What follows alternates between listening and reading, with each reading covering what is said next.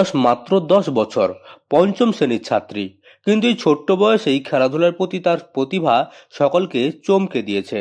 পূর্ব মেদিনীপুর জেলায় পটাশপুর 2 ব্লকের ধুসুদা গ্রামের বাসিন্দা সৃজিতা গিরি। সে ধুসুদা বোর্ড প্রাথমিক বিদ্যালয়ের পঞ্চম শ্রেণীর ছাত্রী। ছোটবেলা থেকেই খেলাধুলার প্রতি তার গভীর আগ্রহ। অন্য শিশুরা যখন খেলাধুলাকে শুধুমাত্র শরীরচর্চা হিসেবে দেখে, তখন সৃজিতা খেলাকে নিয়েছে লক্ষ্য হিসেবে। পড়াশোনার পাশাপাশি নিয়মিত শরীরচর্চা তার দৈনন্দিন অভ্যাস। পরিবারের সীমিত সামর্থ্য সত্ত্বেও তার স্বপ্নের ডানায় কোনো ছেদ পড়েনি। তুমি কিসে ফার্স্ট হয়েছো? High jump. কোথায়? জেলাতে। কবে থেকে তুমি এটা প্র্যাকটিস করছো? ক্লাস 2। কেন এই হাই জাম্প প্র্যাকটিস করছো কি কারণে?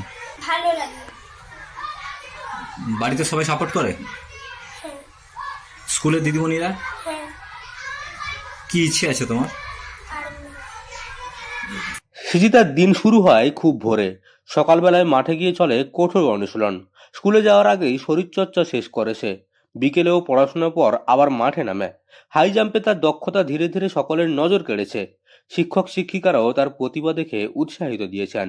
সম্প্রতি জেলা বার্ষিক আন্তঃক্রীড়া প্রতিযোগিতায় হাই জাম্প বিভাগে অংশ নিয়ে সে একের পর এক প্রতিদ্বন্দ্বীকে পিছনে ফেলে দেয়। শেষ পর্যন্ত জেলা চ্যাম্পিয়নে শিরোপা জিতে নেয় এই ক্ষুদে সৃজিতা। তার সাফল্যে খুশির হাওয়া বইছে গোটা গ্রামে। সৃজিতার বাবা পেশায় একজন টোটো চালক। সীমিত আয়ে সংসার চালানো সহজ নয়। মেয়ের পড়াশোনা ও খেলাধুলায় খরচ চালাতে গিয়েই প্রায় হিমশিম খেতে হয় তাকে।